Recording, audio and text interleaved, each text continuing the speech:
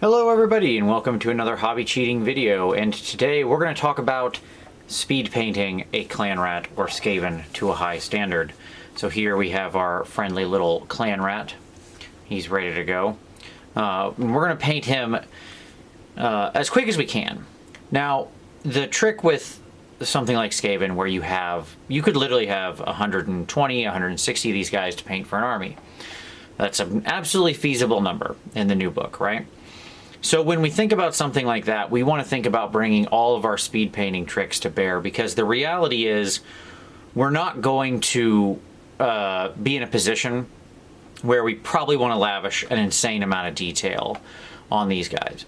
So what I'm going to do today is take you through all the tricks I have for getting through mass horde infantry like this, especially something like a Skaven, very fast. Now, this guy has a lot of interesting textures and stuff on him because he's got, you know, some like, he's got like a wood shield, and he's got his teeth and cloth and metal and a sword and all that kind of stuff. And that's all fine.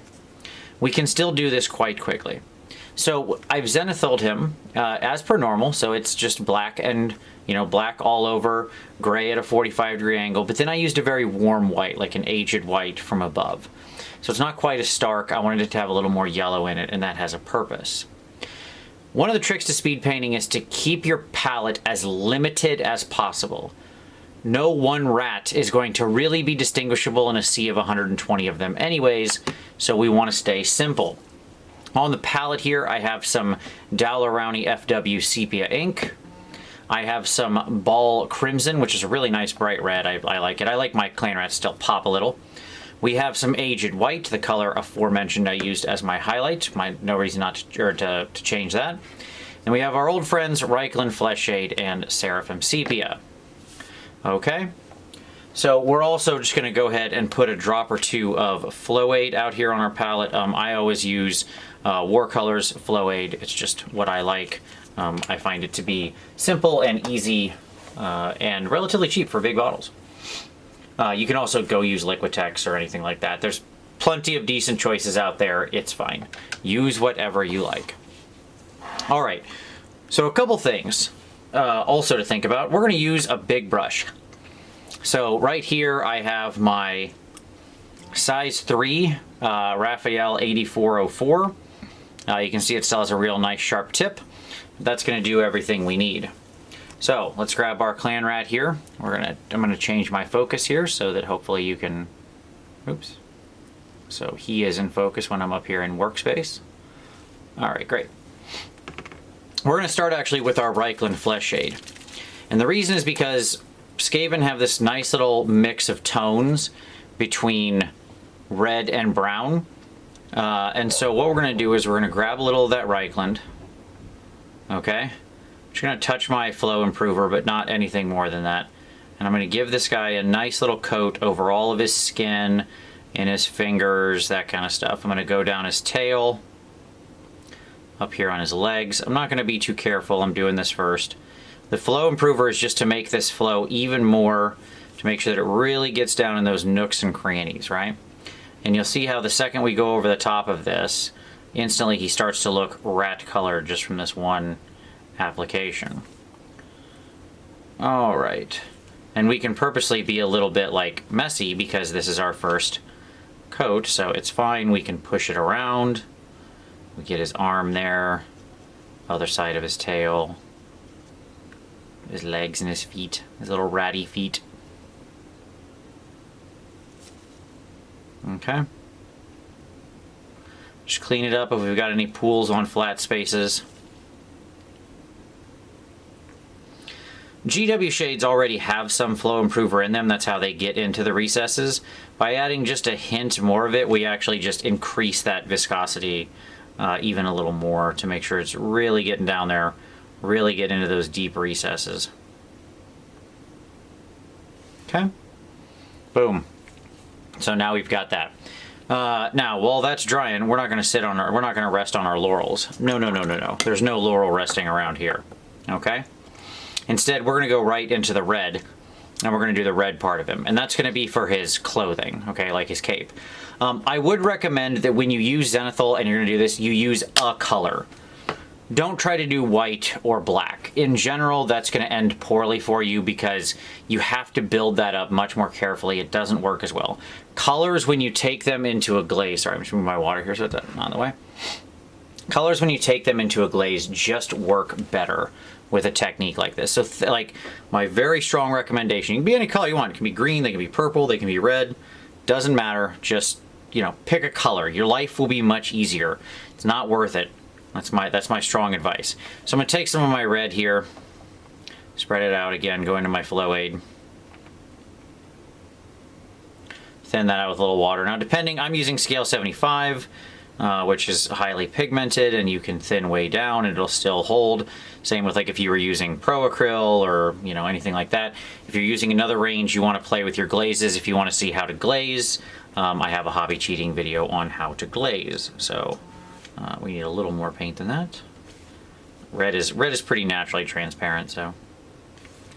Okay. And then we always wick off the excess.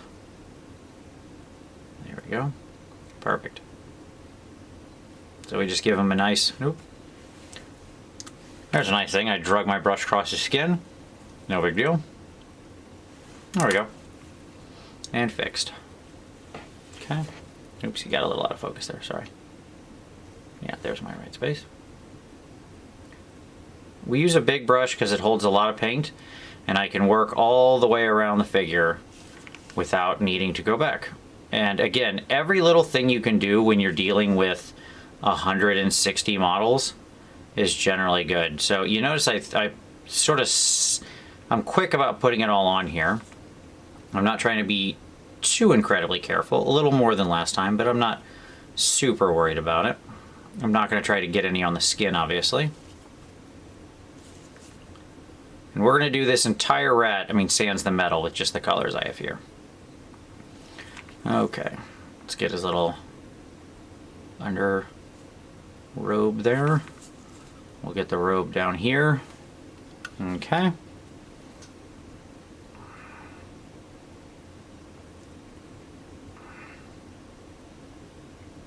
All right. Okay.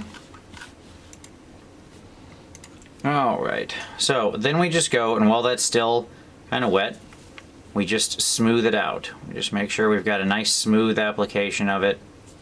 Like if we've got any pooling of this, like I do right there, because I had a little too much paint, wick it off the brush, just fish it right out of there. It's no big deal. But we literally just push the paint around on the model. The flow improver will help us out to make sure we stay nice and smooth. Okay. All right. So now I do want to let all that dry. So I'm just gonna, basically if I were, working with this guy normally, I might have a couple of these and then rotate through like a set of 10 of them. But I do want to let it completely dry for the next step. So I'm gonna pause here for just a moment, and then I'll come back like literally 1 minute once this guy's dry, and we'll do our next step. All right, we're back. And so we can see here our little rat is dry. So now, and you can see how he already looks pretty ratty. Like that red came out nice. You can see the variation in the zenithal, that kind of thing. But we're gonna do a couple neat tricks here. So we're gonna grab a little bit of our flow aid. We're gonna jump into our white here, our aged white. It's gonna be a little thinned by the flow aid. And what I'm gonna do is I wanna hit like his ears, just the top of his nose here. We're gonna hit the back of his arm. I'm gonna grab a couple of the edges of this, of his robe here. Just areas where I'd like to be highlighted. We're gonna be pretty rough. Side of the brush, I'll get some of these robes here. They have like these really nice folds on Clan Rat, so you can just kind of edge them a little roughly, and that's fine. And little nose, bottom of the jaw, we'll get his hand here, maybe his like knuckles, top of his arm, shoulder, back there. Okay, great. We don't need to worry too much about the lower stuff. Maybe we can come back and get that stuff later. Okay? All right, so we just kind of cover all that. Then what we're going to do is we're going to go to our Seraphim Sepia. And again, tiny dip in the flow aid, and we go get some of our wash. And then what we're going to do is we're going to just go ahead and wash the fur down. Now all the skin. Skin and fur, I guess. They're related on a Skaven. I don't know how much of a rat is actually fur and how much is skin. Like, I mean, look, Skaven are cute. I think they're, like, adorable. But let's be honest, if you saw this thing in real life, you could not run the other direction fast enough. If I saw, like, a 6-foot tall, naked rat person with just, like, 3 little patches of fur growing all over him, I don't think you, like, the door would be swinging so fast behind me. Because I would already be in the next county. Forget that. I certainly wouldn't ask him how he's doing or how his day is. Now, importantly here, I'm not going to get the tail. Besides, his response would probably just be cheesy. Rat puns. Okay, so we can do a little sepia there. Great. Now that's gonna enrich that color. We're gonna take a little bit of our red. I've had that sepia on my palette. We all remember that. I'm gonna grab some of that dark sepia ink, mix in a little of that red, get a nice, rich, deep tone. Okay? And then what I'm gonna do is just very carefully, I'm gonna go ahead and get these lower areas a little deeper brown. We can keep adjusting. I'm just gonna get some of these like cracks in here. I'm not washing them. The reason I don't want to wash them is because I don't want to tint the whole color. Don't worry, some of you like your clan rats to be dirty. We'll get there, don't worry. What we're doing now is really just giving some deep shadows to this red. If you don't like brown, because it will make it seem a little dirtier, so if you don't like brown, that's okay. You can do, you can do like a dark purple or something like that for a red. Like you could mix in a little green and that would just desaturate it down. That would also work. Any of that stuff is fine. I would stay away from adding black. It's just generally a bad idea. Okay, so now you can see we've got some nice shadows going there. Now while that's drying, close that up, put that to the side. While that's drying, we're going to go back to our Reikland Flesh Shade. This time we're actually going to pull a little bit of it out onto our palette. I'm going to grab just a dab of my original thin red and mix it in there. Just a little dab will do me. Okay? And then what we're going to do is the tail. We're just going to run it right along there. I'm going to avoid this little wrapping that's on his tail.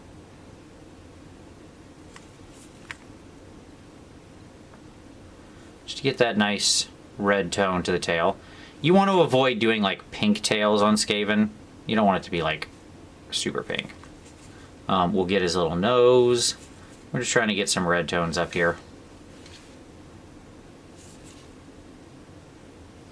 Okay. We'll grab some of the straight brown. We'll throw that like way down in his throat here. So that's nice and dark. Get the edges of the teeth. Get the edge of that, the edge of his knife. We're gonna go ahead and I'm gonna drop that sepia ink. You can see it right in there on that bandage. So that's nice and edged. And then I'm gonna come back and where he has these little patches of fur, like at the bottom of his arm, I'm gonna go ahead and run that right in there. So that way that gets nice and dark. Okay. I just realized I didn't get that arm with my sepia. And that's okay. Just grab a little bit of that, run that right up there. There we go. Okay. Now, by the time we're here, our red that we did is dry. So we're going to go back into our original red. And we're just going to very lightly do a controlled glaze over him. And between the shadows and the white, that red will just harmonize everything, bring it all back into focus. Our shadows will be shadowy. It's a way to sort of reinforce the original work we did. We want to make sure we're not leaving any extra pooling, so we want to always be wicking off our brush, stuff like that. Okay, but you can see how now The back of him, where it's facing up towards the light, is nice and bright, whereas the lower part is nice and dark. If you do want a little more pinky tone to the tail, you can grab some of that white, some of that aged white, and we can just kind of work that in there a little bit. We just kind of hit those tail lines real quick, those little segments.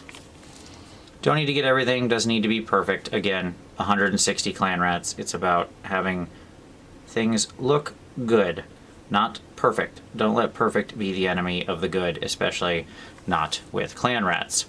We can then get these little toenails with our white. You see how we can just move around the figure, consistently hitting all the different areas. We can get his teeth.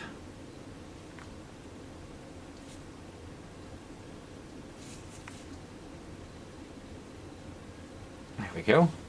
Now we got his teeth sticking out there. Rawr. Okay. He's an angry Skaven. We can even get his little eyeballs with the same white.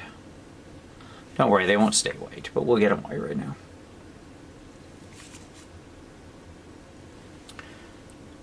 What we can then do, a little touch of the flow aid. You notice how I keep constantly going back to it.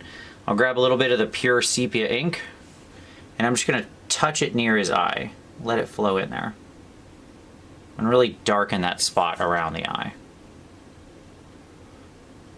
Right? Because I want to really create that shadow in there.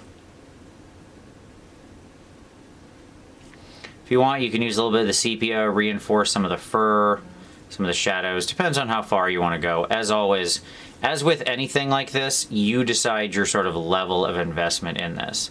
Like, you can keep working these colors, and just with this extremely simple palette, get a heck of a Skaven out of that. We're going to take a little bit of our Seraphim Sepia, bring it on the palette here, and then with the regular sepia ink, we're going to get the shield. We want it to be mainly this darker color so it stands out from his fur. So we'll do a nice dark wood. You can see how just a nice quick coat of that. We get a good looking wood tone there.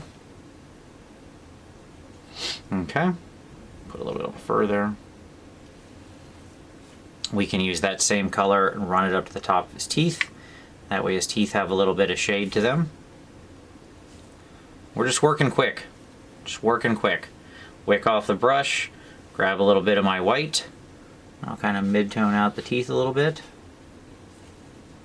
That way we get some nice transition there while it's still wet. I hit that eyeball again because I wasn't quite happy with that. There we go. Now that's a more reinforced eye. Then we'll take our red and we'll go ahead and give that eyeball a little touch of red, as you would for a Skaven, little red eyes in the darkness coming up from the tunnels below. Okay. The last thing we can do is we can take our white, now that that ink on the tail section here is dry, we can take our white, and on this bandage we can go ahead and grab our individual segments. You could also, if you wanted to, dry brush the tail. I'm not in this particular case, but there's certainly no reason why you couldn't. It would be fine. You could also dry brush him first if you wanted to, kind of pick out some of the fur and the highlights, and then do your washes over top. All that's fine. I stripped this down to like the most quick process I could, because I wanted to talk about how to just absolutely paint this but still have him look pretty good. Finally, we'll take a little bit of our white. We're going to mix it with a little bit of our sepia color we've got going on here, so you get this nice mid sort of brown tone. And all we're going to do is just drop some final highlights on some of the areas of like his skin, his nose, stuff like that, that we want to have a little more highlight to him, kind of stand out a little more. His little ears, I missed him, but I'll get them, don't worry. We'll get them ears. It's always easy to miss Skaven ears. Okay.